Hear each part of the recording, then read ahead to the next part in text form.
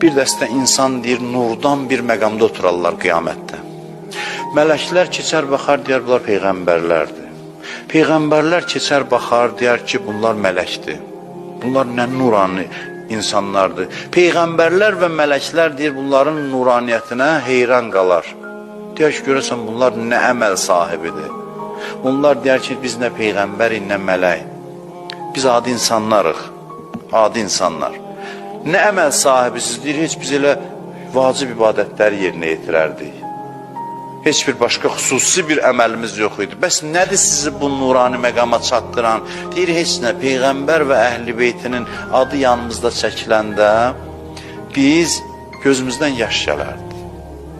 Qəm yaşından söhbət getmirik, şövq göz yaşı. Ürəyimiz titriyərdi. Peyğəmbərin və Əhl-i Beyt, mənim yanımda Əli deyəndə ürəyim titriyərdi. Mənim yanımda Peyğəmbərin adı gələndə, Hüseynin adı gələndə, Fatimənin adı gələndə ürəyim titriyərdi. Bu göstəricidir.